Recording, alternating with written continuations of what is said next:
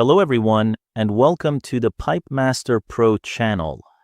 In this example, we have a water supply pipe with a 25 millimeter main line and a reducer from 25 millimeters to 20 millimeters at the end.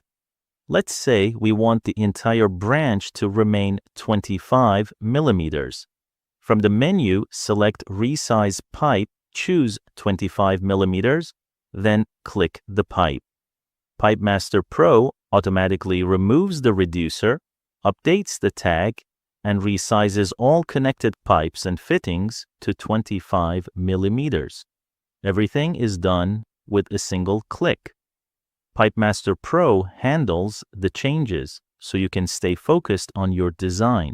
If you enjoyed this video, don't forget to like, subscribe, and turn on notifications for more PipeMaster Pro tutorials.